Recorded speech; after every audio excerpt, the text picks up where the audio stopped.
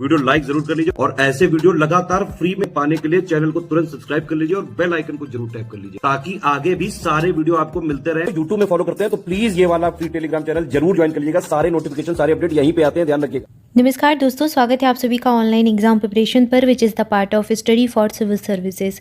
दोस्तों, महत्वपूर्ण समितियों के क्रम में आज आगे देखेंगे। लास्ट वीडियो में हमने देखा था दीपक पारेख समिति तक नवंबर 2010 में इसको बनाया गया था। पीपीपी मॉडल के बुनियादी ढांचे के वित्त पोषण से संबंधित यह समिति थी।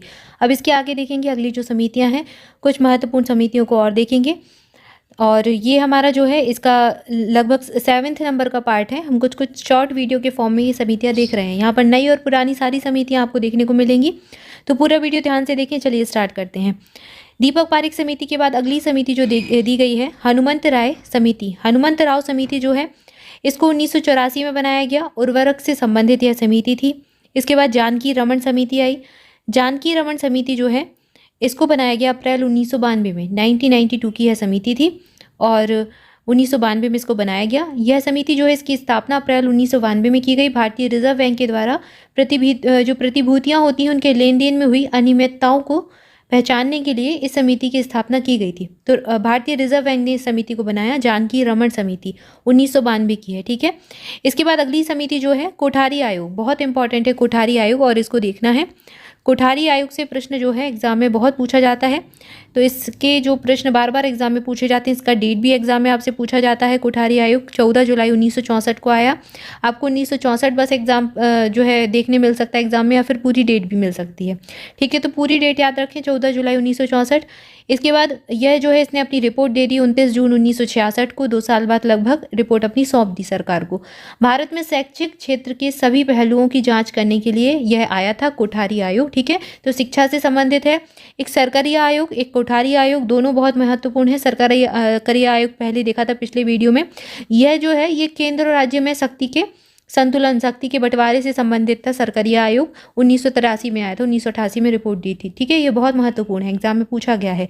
इसके बाद कोठारी आयोग शिक्षा से संबंधित है, इसको जरूर ध्यान रखें। नेक्स्ट है एन बोहरा समिति। एन बोहरा समिति अक्टूबर 1993 में बनी। राजनीति और अपराधीकरण की समस्या और भारत में अपराधियों, राजनेताओं और नौकरशाहों के बीच गठजोड़ का अध्ययन करने के लिए समिति को बनाया गया था। पुंछी समिति जो है, पुंछी आयोग अप्रैल 2007 में आया। मार्च 2010 में रिपोर्ट इसने अपनी दे दी। केंद्र राज्य संबंध से संबंधित यह था, केंद्र और राज्य के संबंध में जो है जानकारी इसको देनी थी, बताना था, अपने सुझाव अपने रखने थे इसको। पुंछी समिति। फिर दंतेवाला समिति 1977 में आई, 1978 में रिपोर्ट दी। बेरोजगारी का आकलन करने से संबंधित समिति थी। नेक्स्ट है गोईपुरिया समिति। इसका निर्माण 1990 में किया गया। 1991 में इन्होंने अपनी रिपोर्ट दे दी, 1 साल बाद। बैंकिंग सेवा में सुधार से संबंधित थी। एन.के. सिंह समिति मई 2016 में आई और यह जो समिति थी FRBM एक्ट की समीक्षा करने के लिए समिति को बनाया गया था। इसके बाद है गोस्वामी समिति। गोस्वामी समिति 1990 में आई, चुनाव सुधार से संबंधित थी। यहाँ पर अभी जो समितियाँ देखी, कोठारी आयोग बहुत इंपॉर्टेंट है, कई बार एग्जाम में ये पूछा भी गया है।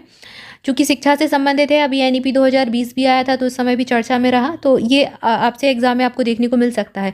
इसके अलावा जो जोड़ी मिलान में है पूछा जाता है, तो दंतेवाला, गोईपुरिया समिति, एन.के. सिंह समिति ये भी पूछी जा सकती हैं। तो इनका आप याद रखें विषय क्या था, इनका संबंध किससे था। जैसे दंतेवाला बेरोजगारी, पुंछी आयोग केंद्र राज्य संबंध, गोईपुरिया आयोग बैंकिंग सेवा सुधार, तो बस ये क्षेत्र जरूर याद रखें।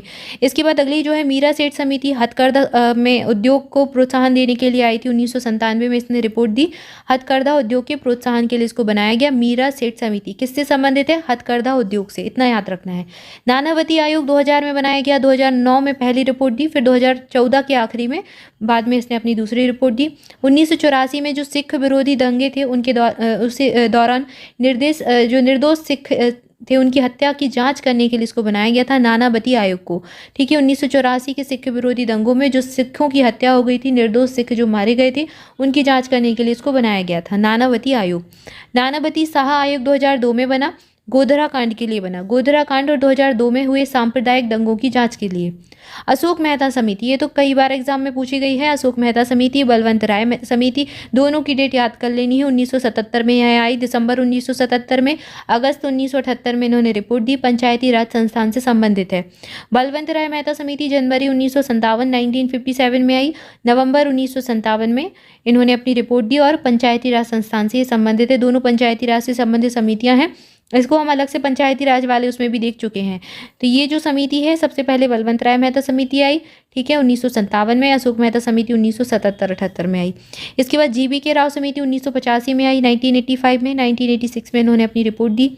ग्रामीण विकास और गरीबी उन्मूलन कार्यक्रम की समीक्षा करने के लिए इसको बनाया गया। मौजूदा प्रशासनिक व्यवस्थाओं के लिए योजना आयोग के द्वारा 1985 में GBK राव समिति जो है बनाई गई, इसका गठन किया गया और इसकी अध्यक्षता GBK राव ने ही की, ठीक है। LM सिंघवी समिति, LM सिंघवी समिति 1986 में बनाई गई। यह जो समिति थी, सरकार ने लोकतंत्र का विकास और करने के लिए पंचायती राज संस्थाओं के पुनरुद्धार पर एक अवधारणा पत्र तैयार करने के लिए इसका गठन किया था। अध्यक्ष इसके LM सिंघवी ही थे।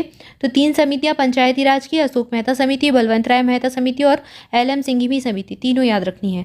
इसके बाद थुंगन समिति 1988 में आई। 1988 में संसद की सलाहकार समिति की एक उप समिति PK थुंगन की अध्यक्षता में बनाई गई, राजनीतिक और प्रशासनिक ढांचे की जांच करने के लिए। इस समिति में पंचायती राज व्यवस्था को मजबूत बनाने के लिए सुझाव दिया, ठीक है। इस समिति ने क्या कहा, पंचायती राज जो व्यवस्था है उसको मजबूत बनाना चाहिए, देश के लिए अच्छे काम करती है। इसके बाद अगली जो हम देख रहे हैं, गौडगिल समिति 1988, 1988 में आई। ये थुंगन समिति के लगभग साथ ही आई। 1988 में ये भी थी, 1988 की ये भी थी। गौडगिल समिति बहुत इंपॉर्टेंट है।